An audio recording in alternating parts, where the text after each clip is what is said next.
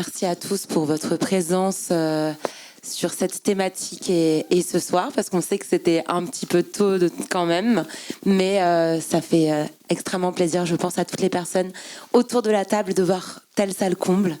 Donc merci et bienvenue à cette projection. Comme vous avez pu voir, le film que nous venons de visionner, que vous pourrez à nouveau voir en fin de rencontre, est un film qui traite des relations toxiques. Je pense que vous vous en serez rendu compte parce que c'est une thématique qui malheureusement est une part d'ombre dans la lutte contre les violences sexuelles et sexistes. Et je salue vraiment l'initiative d'En Avant Toutes de s'être saisie de cette thématique. Et je vais tout d'abord, avant qu'on puisse un peu discuter de ce que vous venez de visionner, de ce que vous allez revoir, vous présenter les personnes autour de la table. Donc à ma gauche ici, Inaë. Je me suis présentée rapidement, mais je suis donc la cofondatrice et directrice générale d'En Avant Toutes. À mes côtés également, à ma droite, Morgane Hortin. Bonjour tout le monde, moi je suis la fondatrice d'un projet qui s'appelle Amour Solitaire, également autrice. Et Amour Solitaire est un projet qui archive des messages d'amour écrits en français partout au travers du monde. Bonsoir, moi c'est Tracy Côtoise et du coup je suis l'interprète de ce joli court-métrage. Je crois que j'en ai un. Moi, c'est Edith Chapin et je suis réalisatrice et co-autrice avec Morgane du film que vous venez de voir. Donc, comme on l'a dit, toutes ces personnes avec leurs différentes casquettes ont choisi d'allier leurs forces pour produire ce film sur les relations toxiques et sur finalement la définition de ce que n'est pas l'amour. Et la première question que j'aimerais poser autour de moi, même si je me doute qu'il y a des pistes de réponse dans le public, c'est la définition de la relation toxique. Inaë, est-ce que tu pourrais, en tant qu'activiste, nous donner une définition un peu stricte, un peu carrée, même si évidemment les contours en sont malheureusement assez flous, et c'est ça qui rend d'autant plus compliqué à combattre ce type de relation. Mais en tout cas, est-ce que tu pourrais essayer de nous donner quelques pistes de détection d'une relation toxique ? Avec grand plaisir.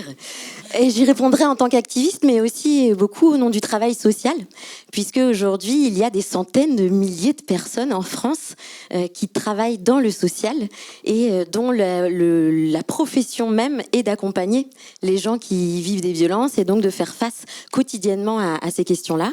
Et comme tu l'as dit, ce qui est très fort, c'est qu'il y a un sentiment de flou très grand, alors même que les violences sont extrêmement claires. Toxique, c'est un terme qu'on utilise souvent quand ça va pas. On sent que c'est pas super, mais on sait pas exactement d'où vient le problème. Et en fait, nous, chez En Avant Toutes, depuis 10 ans maintenant, on se rend compte au quotidien que quand on pense à toxique, c'est que derrière, il y a des violences. Il y a des violences dans la relation, il y a des violences surtout dans la relation amoureuse, c'est souvent là-dessus qu'on entend toxique, mais parfois aussi dans les relations amicales ou parfois aussi au sein de la famille. Et en fait, les relations violentes, ce sont les relations dans lesquelles il y a une inégalité de rapport, dans lesquelles il y a une personne qui a toujours raison, une personne qui a peur et une personne qui décide pour deux. Ça peut être insidieux, hein. C'est pas du tout extrêmement précis, c'est pas forcément avec des ordres clairs, on n'a pas forcément des interdictions quotidiennes, mais c'est quelqu'un qui parfois, sous couvert d'attachement trop grand ou de difficulté à gérer ses émotions ou de ce qu'on appelle parfois le chantage affectif, va finalement mettre sur le couple et sur la relation sa propre loi, ses propres règles et sa propre domination. Et ça, c'est très encadré, alors même que ça semble très flou. Et c'est on peut vraiment le délimiter. Et aujourd'hui, il y a beaucoup de professionnels, et notamment toutes les professionnels qui sont là derrière le chat commentonsaime.fr, qui aident à voir clairement à partir de quand c'est violent. Merci beaucoup, Inaë. J'espère que c'était très clair pour vous. Est-ce qu'il y a des personnes qui ont déjà eu la sensation de voir des relations toxiques autour d'elles ? Je ne dis pas que vous les avez vécues, hein. Vous pouvez juste lever la main si vous en avez déjà observé autour de vous. Ok, voilà, bon, ça donne une petite idée. Je me tourne vers la réalisatrice de ce film, Edith. Qu'est-ce qui matérialise la relation toxique dans ce court-métrage ? Dans le court-métrage, c'est à la base, on est parti quand même du message, hein, des textos et qui en fait ont une fréquence de plus en plus forte en fait pendant tout le film. Et surtout, en fait, l'enjeu du film, c'est de se dire que les violences psychologiques, il y a pas de traces physiques, il y a pas de bleu, il y a pas de sang. Comment on montre en fait une horreur qui est pas vraiment perceptible finalement. Et en fait, ces textos, ce qu'on a fait, c'est qu'on a décidé en fait que les textos, au-delà du téléphone, allaient vraiment littéralement envahir son quotidien.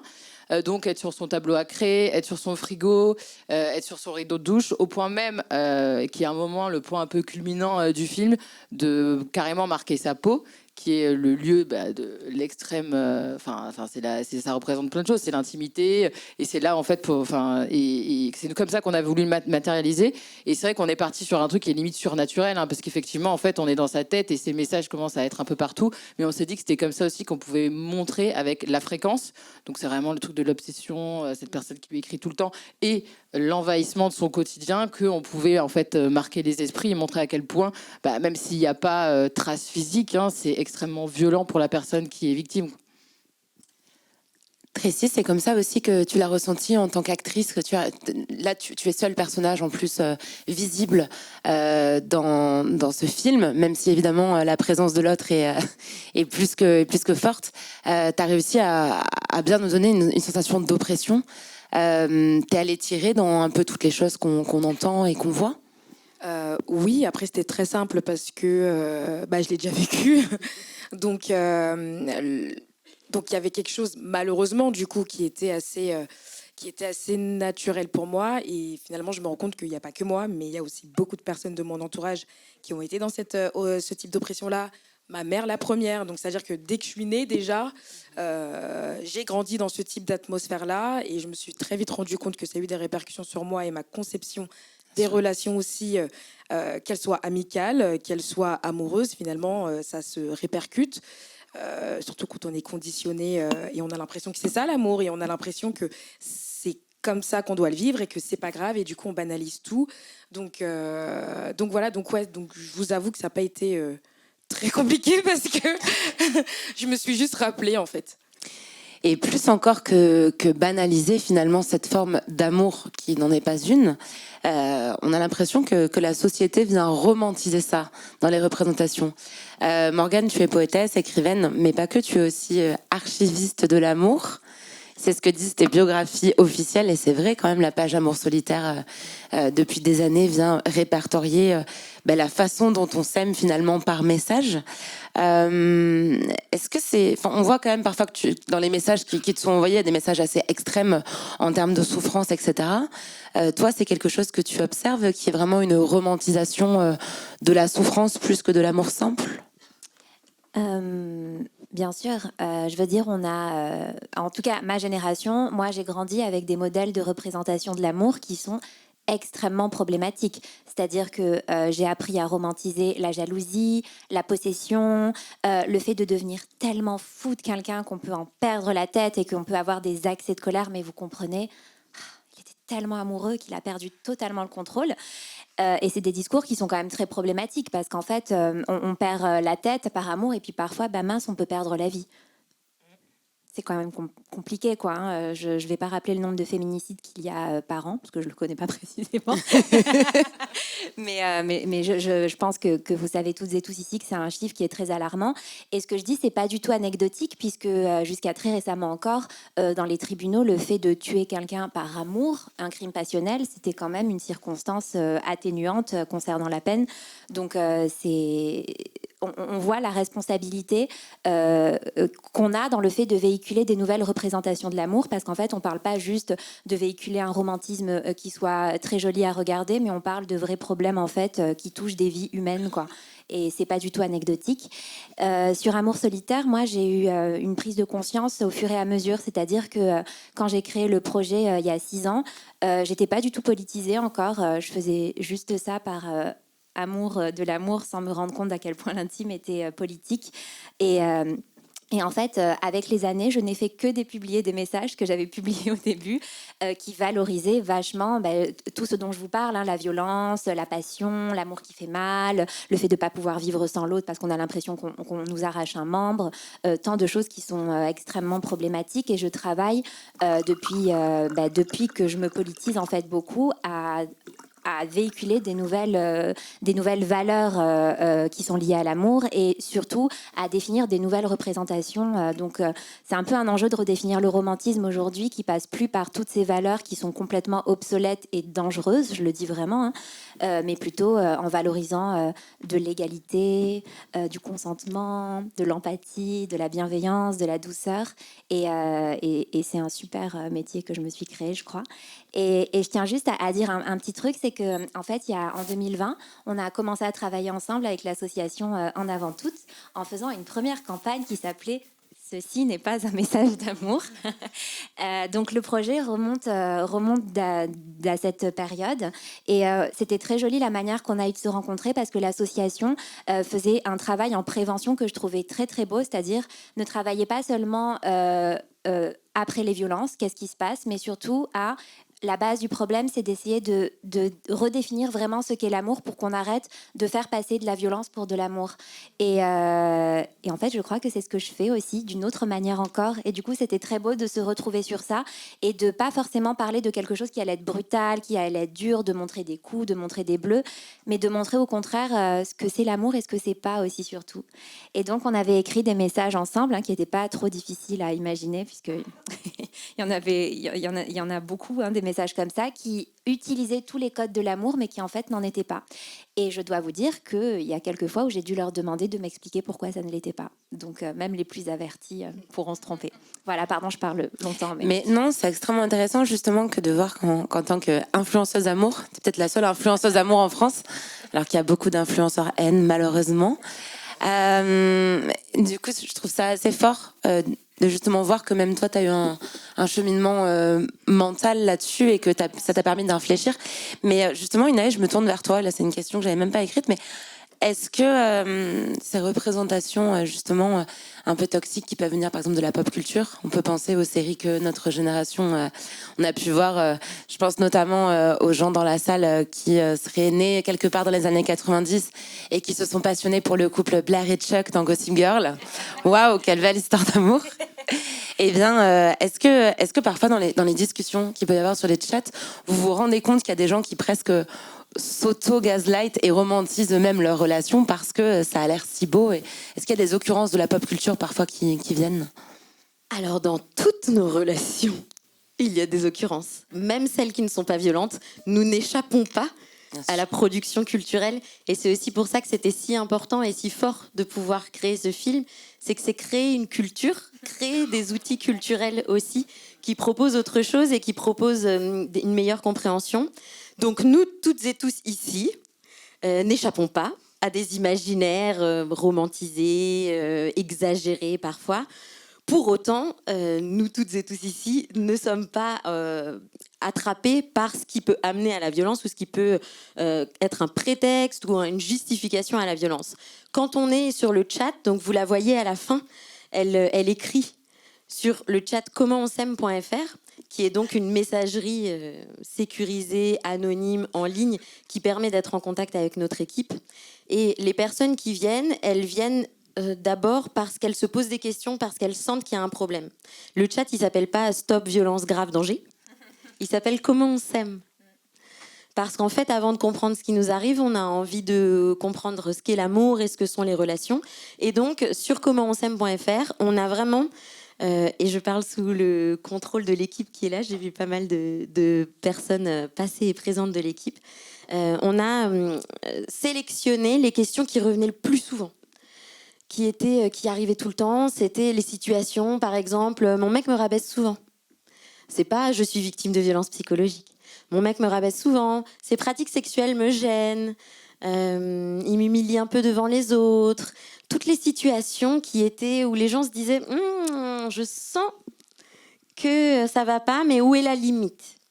Et à partir de là, on a aidé, on a participé de la compréhension de ce que sont ces actes et d'où sont les limites.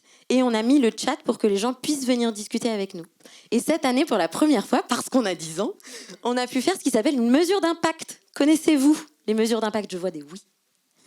C'est vraiment un travail qui permet de voir l'impact dans la vie des gens de ce qu'on leur propose.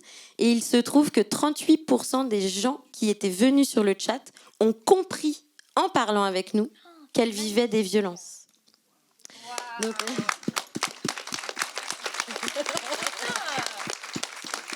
donc tout ce travail préalable de faire le chemin ensemble et de pas aussi découvrir toute seule ce qu'il en est, c'est pour ça qu'on est là. Mais justement, peut-être que tu vas avoir la réponse grâce à cette mesure d'impact. Je ne sais pas dans quelle mesure c'est détaillé, les paroles qui ont pu faire tilt, etc. Mais quels sont les premiers signaux d'alerte? Et alors, je dis ça pour, évidemment, les personnes qui pourraient être là et qui ont déjà une certaine confusion par rapport à des relations qu'elles vivent, mais aussi sur quels signaux d'alerte est-ce qu'on peut s'appuyer pour repérer la douleur de proches. Certains que vous avez certainement déjà vus, celui qui est le plus présent, c'est l'isolement. Le fait de perdre de vue des amis, de s'éloigner de sa famille, de s'éloigner géographiquement. Ah, il a eu un poste dans une autre ville. Ah, il a eu une opportunité d'études ou quoi que ce soit, et donc on va se déplacer. Le fait de couper des relations, ça peut être pareil. Hein. C'est pas forcément je t'interdis de voir telle ou telle personne. Ça peut être qu'à chaque fois qu'ils se voient, ça se passe mal. Et donc, on commence un petit peu à fuir ces gens-là parce qu'à chaque fois, il y a une dispute, il y a une embrouille, les moments sont désagréables. Ou alors, à chaque fois qu'on voit tel ou tel ami, quand on rentre à la maison, il y a une crise, il y a une engueulade. Et donc, finalement, on a la sensation que les répercussions vont être tellement fortes qu'on en vient à nous-mêmes anticiper et arrêter de faire des choses. Donc, se censurer soi-même. Et c'est ce qui est assez insidieux, c'est que du coup, quand on vit la situation, on dit non, mais il ou elle m'a pas interdit. C'est moi qui préfère ne pas le faire. Et donc, on n'a pas conscience que ça vient d'une force extérieure, que c'est pas nous qui avons décidé que, et qu'on est en train de faire ça parce qu'il y a quelqu'un qui nous met la pression, parce qu'il y a quelqu'un qui est en train de créer une tension et donc de décider à notre place malgré nous. Donc l'isolement, c'est vraiment ce qu'on voit le plus. Je vous invite à y être attentif et attentive. Et quand on est des proches, le plus important, et c'est pas toujours facile, c'est de garder le lien. Même si c'est long, même si on a dit 5 fois la même chose, même si on voudrait que cette relation, elle s'arrête. Quand on est à côté, c'est de réussir à être là et à pas lâcher. C'est pas toujours facile. Le chat est aussi là pour les proches, mais c'est aussi important. Mais tu fais bien de le souligner parce que c'est vrai que pour les aidants et aidantes, des personnes qui vivent une situation compliquée, c'est parfois un peu, j'en parlais avec ma petite sœur hier, c'est un peu la place du con souvent. Parce que tu n'es pas la personne qui vit directement la douleur, mais tu prends beaucoup d'impact psychologique. Ça peut aussi réveiller évidemment des traumatismes, des triggers. Et ça peut être très compliqué. Et parfois, on peut se sentir très coupable si on ne fait pas exactement la bonne chose au bon moment. Donc, c'est très important de préciser effectivement que pour les aidants aussi. Et les aidants sont là aussi pour empêcher dans une certaine mesure ce qu'on appelle le gaslighting. Est-ce que tu pourrais définir le gaslighting pour les personnes qui sont présentes ? Quel terme spécifique. Ces dernières années, de nombreux termes ont vu le jour pour expliquer toutes ces réalités qui sont assez récentes en fait dans notre compréhension en tant que société, en tant que groupe. Le gaslighting, c'est le fait de faire douter à l'autre de sa propre perception. Donc par exemple, il y a eu une dispute, on essaye de venir en discuter le lendemain et l'autre nous dit « mais t'en fais des tonnes en fait, enfin calme-toi ». C'est pas du tout comme ça que ça s'est passé. Ah oui, d'accord, tes émotions, elles sont vraiment très fortes. Je savais que t'étais dramatique, mais en fait, on le vit pas du tout pareil. Assieds-toi, enfin, juste, on a discuté, on s'est pas disputé. Vous voyez ou pas ? Ça vous parle ? Certains sont... Donc là, c'est un exemple. En fait, c'est vraiment le fait de faire vraiment douter de la perception. C'est quelque chose qui est très fréquent dans les relations violentes, qui peuvent être dans le couple, qui peuvent être aussi au travail, qui peuvent être aussi dans la famille, enfin, quand on est face à quelqu'un de violent. Et c'est aussi pour ça que c'est très important d'avoir une personne extérieure et d'avoir une personne professionnelle. Le rôle des proches, c'est aussi de indiquer les professionnels et de réussir à passer le relais. Parce que les professionnels et la troisième personne, qui n'est pas quelqu'un qu'on va voir, qui n'est pas quelqu'un qui connaît la personne violente, elle va permettre de mettre le curseur sur le vrai. Quand il y a le gaslighting, il n'y a que du doute. Il y a beaucoup de flou, on parlait de ce sentiment de flou. Et avoir une tierce personne, c'est mettre le doigt sur le vrai et dire ça s'est passé. La personne peut dire qu'elle le ressent autrement, mais vous êtes dans cet état-là. Ça, c'est un impact qui est réel. Donc, c'est un effet réel de la réalité. Merci pour cette définition en français et avec des termes un peu plus précis que... Parce que c'est vrai, non, mais c'est vrai que même le terme de toxique, on l'entend quand même parfois à tort et à travers. Et ça peut le vider aussi de sa substance. Alors que précisément, il est très important d'avoir des outils pour définir ces relations. Par rapport à... Un petit mot sur le violentomètre. Allez, vas-y. Pardon, je fais juste une petite parenthèse, mais pour définir quand même des relations violentes, il y a cet outil fabuleux qui s'appelle le violentomètre, que j'ai pas vu depuis un moment, et que je vous propose toutes et tous d'aller voir. C'est une bonne mesure de ce que vous êtes en train de vivre. Dans ce film, en parlant justement de toutes les notions qui viennent d'être évoquées par Inae, à savoir le flou, l'isolement, tout ça, on voit qu'il y a une idée qui revient souvent, c'est que Tracy, le personnage que tu incarnes, ne sera rien sans son partenaire. Est-ce que vous pouvez me parler de ce choix qui a été fait, parce que on est quand même sur un film qui est assez court, et donc j'imagine que chaque phrase a été choisie très scrupuleusement. Oui, en fait, on a essayé en tout cas d'aborder différents thèmes avec le court temps qu'on avait. Donc c'est vrai que, par exemple, moi j'ai honnêtement appris le mot gaslighting en travaillant sur le film que je connaissais absolument pas. Et donc, en fait, on a essayé, je pense, en travaillant ensemble, en fait, ça casse un peu le mythe de raconter comment on a fait, mais non, mais dans le sens où l'idée, c'était quand même d'avoir 2-3 messages qui, en fait, racontent une catégorie de violence psychologique. Donc c'est vrai que moi j'ai appris le mot gaslighting, et donc ça c'est le moment où il est dit t'es complètement folle. Donc moi au début je comprenais pas pourquoi c'était cette phrase là. Donc ça racontait justement ce côté, en fait on essaye de te faire croire que t'as rien compris et que c'est toi qui es complètement taré et pourquoi tu t'en vas. Et après il y a toute la fréquence quand même qui raconte l'obsession, et oui tu es à moi, tu m'appartiens. Et on avait aussi il y a un moment où on évoque aussi, et c'était quelque chose qui était important pour nous, le fait que potentiellement, avant, il y a peut-être eu aussi des violences physiques. Et donc, à un moment, quand même, où il lui dit « Bon, t'as envie que je t'en mette encore plein la gueule ». Donc, en fait, on essaye, et c'est ça qui était intéressant, à travers je pense qu'il y a une quinzaine de messages, mais de raconter différentes catégories, en fait, de violences psychologiques pour que le plus grand nombre, en fait, puisse se reconnaître et se dire « Ah oui, ça, par exemple, je l'ai déjà reçu, ça, oui, ça, non ». Et donc, déjà, d'essayer d'englober plus globalement ce terme qui est quand même assez vaste, de violence psychologique. Et voilà. Et donc, sur celui-ci de l'appartenance, etc., c'est vrai que je pense qu'on le ressent aussi parce que c'est le moment où c'est quand même inscrit sur sa peau. Donc je pense que du coup c'est le truc où tu dis quelqu'un qui te dit tu es à moi, et c'est ainsi, c'est inscrit comme un tatouage presque sur toi, donc c'est incrusté dans ta peau. C'est peut-être ça aussi qui fait qu'on se souvient, et c'était le but beaucoup de ce moment-là. Moi, je pourrais, parce que c'est très complexe ce que tu viens de dire, ce que je rajouterais, c'est que j'ai l'impression que dans ce type de relation, c'est un peu le noyau. C'est-à-dire que lorsqu'on crée une dépendance chez quelqu'un, c'est plus facile pour la personne qui manipule et la personne qui a l'emprise de faire ce dont elle a besoin de faire, entre guillemets. Et parce que sans ça, s'il y a une indépendance, du coup, ça marche pas vraiment. Donc, Bien sûr. forcément qu'il y ait une dépendance, en tout cas, d'un des deux côtés, quoi. Donc, ouais, pour moi, c'est un peu le noyau. Puis il y a probablement aussi l'idée qui est sous-jacente de venir vider la personne victime de cette relation toxique de toute estime d'elle-même, etc. Et donc, il y a souvent la notion dans les relations toxiques. Et en fait, il suffit d'écouter nos entourages. Mais de toute façon, t'es une merde et tu trouveras personne. T'as de la chance que je t'aime. Et c'est un peu ça, le tu n'es rien sans moi. Absolument. Et moi, un truc qui m'a étonnée honnêtement, mais peut-être qu'il y a pas mal de gens qui pensent à ça, mais c'est qu'il y a des gens qui ont vu le film ou qui ont travaillé sur le film, et qui vont beaucoup parler du travail. Et moi, par exemple, c'était pas quelque chose que j'avais vraiment en tête, parce que je pense qu'on met beaucoup l'accent sur, effectivement, et là, c'est en l'occurrence les histoires d'amour. Mais c'est vrai que dans les milieux du travail, le fait d'être harcelé par week-end tous les jours, justement des côtés, de toute façon, tu trouveras jamais un meilleur boulot que le mien, etc.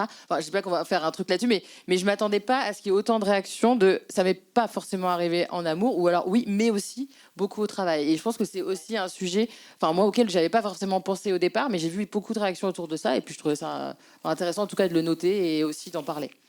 Mais c'est vrai qu'il est très important de noter qu'effectivement, ces liens toxiques peuvent se retrouver dans toutes sortes de liens humains. On va avancer dans cette discussion, qui va bientôt d'ailleurs toucher à sa fin. Et aller un petit peu vers du positif. Comment est-ce qu'on s'en sort? Et je me tourne vers toi, Morgane, en premier. Même si tu as déjà un peu répondu à cette question, donc tu vas pouvoir être succincte sur ta nouvelle réponse. Sur la libération de la parole, comment des médias, finalement, parce que ta page, il y a quand même il y a 1 million d'abonnés, non? Presque. Bon, il y a 1 million d'abonnés. Moi, je suis du Sud, donc il y a 1,5 million d'abonnés même. Non, comment des médias qui parlent simplement d'amour, et évidemment je caricature, peuvent et doivent s'engager aussi, et donc pourquoi ta participation à ce projet, et pourquoi ton engagement auprès d'En Avant Toutes depuis 3 ans? Je vais faire rapidement. Je vais répondre à la question de comment est-ce qu'on peut s'en sortir. Au nom des médias et de toute personne qui agit dans la culture, dans les arts, qui a une parole, qui peut influencer les gens d'une manière ou d'une autre, c'est de travailler à montrer des nouvelles représentations de l'amour. Je pense par exemple à la série Normal People, qui est magnifique, avec une sublime scène de consentement au tout début, qui est bien plus à regarder que Gossip Girl, par exemple, donc, ou Euphoria, oui, précisément. Ou The Idol, ouais. Donc je pense que pour toute personne créative dans les milieux des arts et de la culture, c'est de proposer des nouvelles références qui définissent des manières de s'aimer qui sont saines. Parce que je pense que tant qu'on n'aura pas plein de modèles en tête, comme on en a de la pop culture, on va avoir du mal à avoir des représentations auxquelles s'associer et des modèles à suivre en fait pour aimer sainement. Le deuxième axe, c'est de libérer les paroles, c'est de montrer que malheureusement, vous n'êtes pas seul, on n'est pas seul à vivre des situations de violence. Et c'est au maximum autant de véhiculer des jolies choses qui sont des modèles à suivre que de libérer aussi des paroles qui sont douloureuses, parce que je pense qu'on prend le pouvoir en parlant surtout des choses qui sont difficiles, et que c'est en faisant ça qu'on rencontre d'autres paroles, et que c'est en associant les paroles qu'on fait la révolution. Et la troisième solution, c'est bien sûr d'aller sur le chat En Avant Toutes, qui est un chat vraiment merveilleux, qui a, en tout cas sur Amour Solitaire, aidé vraiment des centaines de milliers de personnes, des centaines, des milliers de personnes, pour pas faire trop la Marseillaise, et qui a un chat merveilleux qui, je trouve, est super accessible pour des jeunes personnes aussi, qui est anonyme, qui est super rassurant, qui fait preuve d'une bienveillance sans égale, et voilà. Je me limite à ces 3 axes parce que le temps file. Mais on le voit justement dans ce film, quand le personnage que tu incarnes, Tracy, finit par tapoter sur son clavier pour aller sur ce chat, il y a comme une espèce de forme de soulagement. On dirait que la réalisation de presque commencer en fait à mettre des mots, c'est déjà un déclic. Voilà. Absolument, et c'est intéressant d'aller là-dessus, parce que je pense que les personnes doivent se féliciter pour les micro-pas qu'elles font au quotidien, et surtout dans ce type de contexte-là, on ne peut pas passer d'une personne sous emprise à une bad bitch, comme on dirait maintenant en 2023, du jour au lendemain. C'est important même si on a juste parlé, même si c'est pas réglé dans la seconde même si on a juste parlé à quelqu'un, que ce soit sur le chat ou à un proche ou à un inconnu qu'on croise comme ça, si jamais, c'est quand même c'est un grand pas, parce que ça veut dire qu'on commence à réaliser, ça veut dire qu'on est dans l'action, qu'on ne se laisse pas faire, et voilà, c'est ça que je voulais souligner. C'est très très important de se féliciter des micro-pas qu'on fait tous les jours. Et on voit que l'importance de ce chat a été soulignée là à plusieurs reprises. En quelques secondes, pour qu'après on puisse faire un petit mot de la fin à nouveau positif. En Avant Tout, tu as besoin de financement. Est-ce que tu peux nous en parler? J'ai le plaisir de vous annoncer que vous pouvez faire quelque chose dès ce soir. C'est une campagne d'appel aux dons, puisque les associations ont besoin de soutien et ont besoin de financement pour pouvoir exister, puisque derrière ce chat, ce sont des gens. Et ce sont des gens qui sont des professionnels, qui sont salariés, qui font pas ça en plus d'une journée de travail, etc. C'est leur travail, elles sont là, elles sont professionnelles, elles savent réagir à toutes les situations. Et donc ça demande de pouvoir les rémunérer justement. Et pour ça, on a En tant qu'association, on a toujours à cœur de trouver des fonds et de trouver des personnes qui ont envie de s'engager auprès de nous. Et donc aujourd'hui, dans votre petit tote bag, vous avez un flyer qui vous explique toutes les manières de faire un don. Vous pouvez bien sûr en faire un vous-même en avant-première. Et vous pouvez aussi mobiliser les gens autour de vous.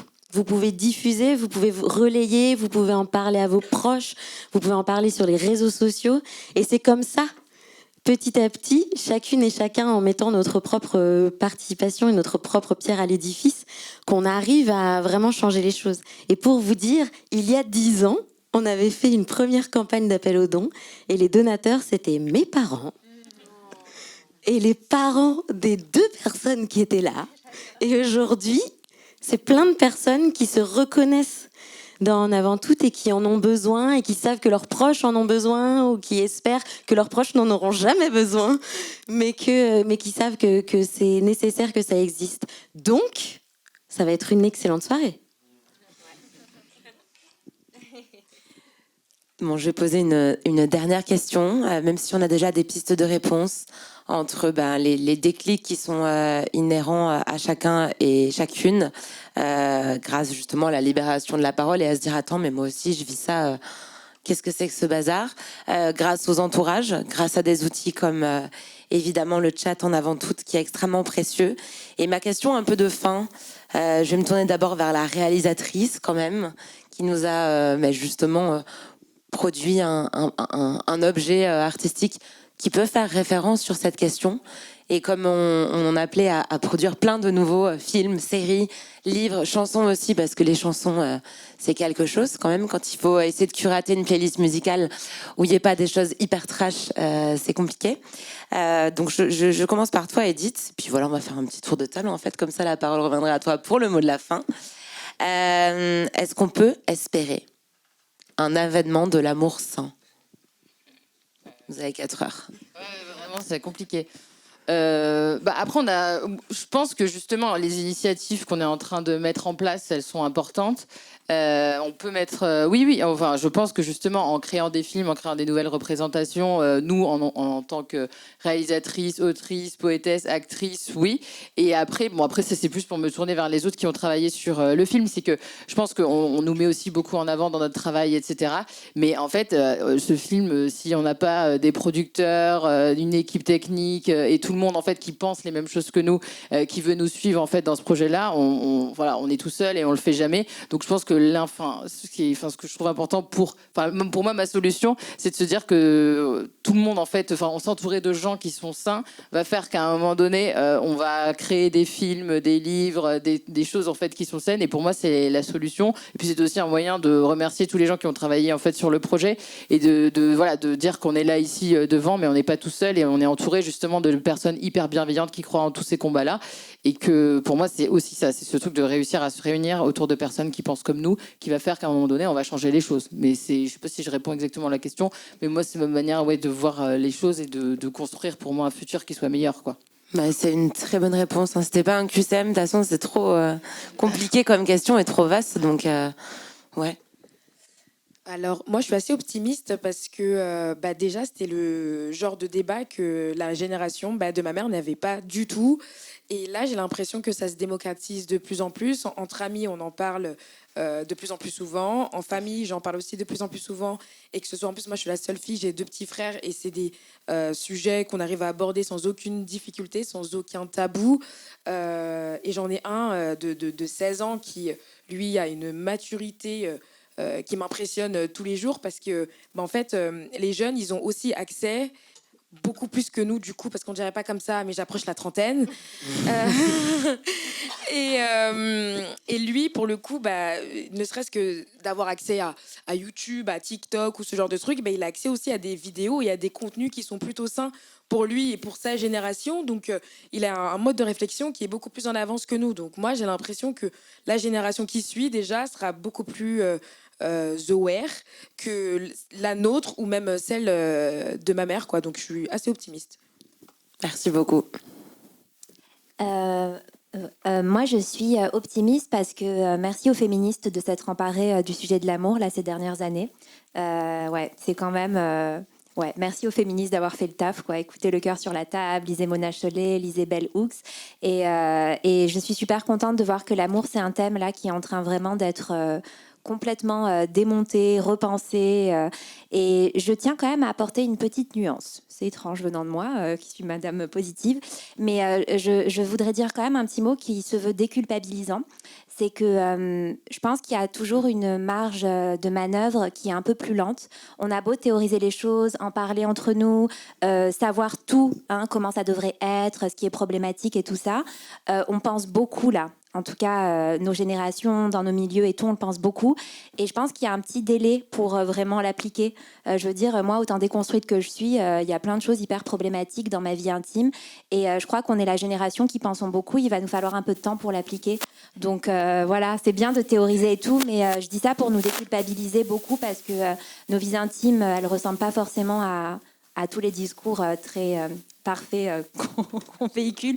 Donc ne nous culpabilisons pas, c'est bien déjà de process tout ça, de l'écrire, de le penser, de pouvoir en parler. Et bientôt la deuxième vague où on va pouvoir l'appliquer enfin, précisément. Voilà. On va plus avoir le temps. Ah non, c'est chaud. Ouais. Non, on n'a pas le temps. Non. 610 secondes. Vas-y. Maintenant, il faut que tu dises un truc vraiment hyper intéressant parce que sinon, ça va faire. Non, mais c'était juste par rapport à ça où en fait, Morgane parlait des autrices et moi, en fait, par rapport aux réalisatrices, j'ai un peu ce même sentiment en fait qu'il y a de plus en plus de réalisatrices qui s'emparent justement de la sexualité, de la représentation de la sexualité, de la représentation de l'amour. Et non, et que du coup, je suis hyper optimiste, mais c'est vrai que c'est hyper important quand même de rappeler que même si nous, on est dans un micro-milieu où on a l'impression que les choses évoluent, il y a des affaires qui tombent tous les jours où justement on se rend compte qu'il y a des violences physiques, des violences sexuelles qui sévissent en fait encore partout dans les milieux du cinéma, dans tous les milieux qui existent. Voilà. Et que donc oui, c'est en train d'évoluer. Nous, on essaye de changer la donne avec les gens dont on s'entoure qui sont eux géniaux. Mais malheureusement, il ne faut pas se dire que le combat est terminé. Il faut justement continuer à créer des nouvelles images, des nouveaux écrits, etc. Juste pour ajouter ça. Mais merci beaucoup de la précision et quelque chose de très important aussi pour toutes les personnes qui se veulent engager dans la salle. N'oubliez pas un truc, c'est que la réalité n'est jamais manichéenne et que si vous cherchez à tout prix, j'ai essayé, donc je vous le dis. Si vous cherchez la pureté militante et politique à tout prix, vous ne ferez jamais rien. Et si vous pensez que la vie se résume au quartier un peu branché, un peu de gauche de Paris ou de Bruxelles, ou en tout cas des grandes villes, vous vous tromperez aussi. Parce que là, ce qu'on voit actuellement partout dans les médias, avec ces têtes qui tombent toutes les semaines, c'est ça la vraie France. Et pour convaincre les gens, il suffit pas de parler en jargon universitaire déconstruit, ça ne fonctionne pas. Voilà. Sur ce, je vais laisser à Enaë le soin de faire le mot de la fin. Est-ce qu'on peut convenir que c'était trop court le film ? Oui. Ouais. Est-ce que tout le monde avait envie qu'il dure beaucoup plus longtemps ? Oui. Ce sera peut-être pour l'année prochaine. Faut faire des dons en avant toutes. Voilà. C'est à moi que revient le mot de la fin et avec beaucoup d'émotion, encore une fois. Pour vous dire, pour cette campagne, notre objectif, c'est de réussir d'ici le 31 décembre à collecter 50 000 euros. Avec 50 000 euros, on aide 850 victimes à sortir de leur situation. C'est très concret. Ces dons, ils sont très concrets, ils ont un impact immédiat, nous, sur ce qu'on fait. Ces dons, ils sont défiscalisés. Que des bonnes nouvelles ce soir. Ce qui veut dire que si vous faites un don de 60 euros, par exemple, ça revient à 20,40 euros. Vous pouvez gagner de l'argent, Girls Math. C'est magnifique. Et donc, ces dons qui sont faits jusqu'au 31 décembre, ils seront défiscalisés déjà sur les prochains impôts. Donc, on compte sur vous pour déjà faire un don personnellement, mais aussi pour en parler autour de vous encore une fois et pour vous faire relais de tout cela. Et de nous suivre sur les réseaux sociaux. Tout le long du mois de décembre, il va y avoir plein d'informations autour du film, autour de ce qu'on fait, autour de l'impact, autour de ce que les dons permettent de faire au quotidien. Donc n'hésitez pas à nous suivre et à relayer tout ça. Et enfin, j'ai l'honneur, au nom de toutes ici, d'avoir le droit d'adresser les remerciements parce que, et je vais être émue, parce que on est très très très nombreuses et nombreux. Et ça, c'est une excellente nouvelle. Parce que quand on a commencé en avant toutes, on était bien moins nombreuses et nombreux. Et quand on disait, on travaille pour la fin des violences faites aux femmes, c'était le monde d'avant MeToo, et les gens nous disaient, mais il n'y a pas de violence en France. Et aujourd'hui, on est là, à Saint-Germain-des-Prés. Vous êtes là, vous avez vu ce film, on a pu en discuter, on a pu apprendre des nouveaux mots. Et ça, c'est grâce à toutes les personnes qui se sont impliquées. Et je remercie donc Menu XL, Edith Chapin, Tracy Gotoas, Morgane Hortin, Anat Mazov, Simone Média, Le Silencio, les créatrices de contenu et créateurs de contenu qui participent à relayer cette campagne, toute l'équipe technique du film.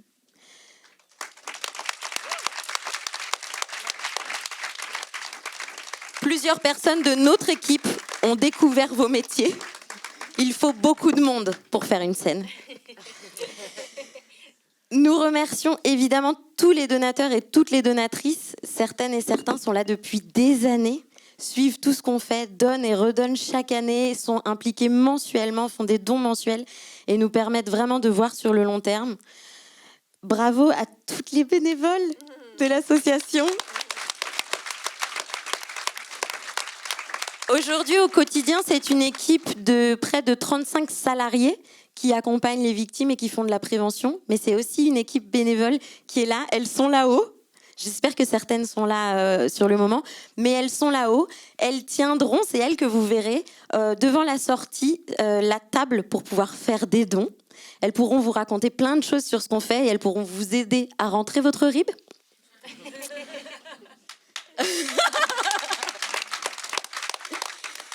On remercie aussi toutes les victimes qui nous font confiance au quotidien. Depuis le début, c'est presque 20 000 chats déjà qui ont pu avoir lieu. Elles nous émeuvent, elles nous font rire, elles nous font mal, elles nous frustrent. C'est des gens, en fait. Et donc, avec elles, on passe par toutes les émotions.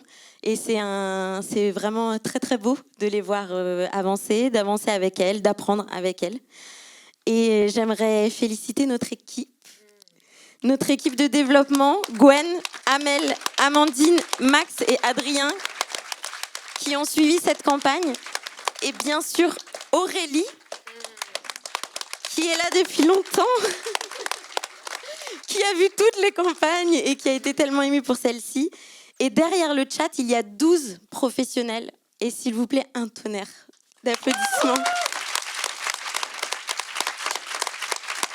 Certaines sont là, certaines pleurent et elles vont me faire pleurer aussi. Je ne dirai pas leur nom de famille pour garder leur anonymat. Mais elles s'appellent Élodie, Léa, Sarah, Emma, Charlotte, Adèle, Philippine, Julie, Adèle, Mariana, Jimena et Manon. Elles sont encadrées par Nabintou et par Sandrine et elles font un travail fantastique.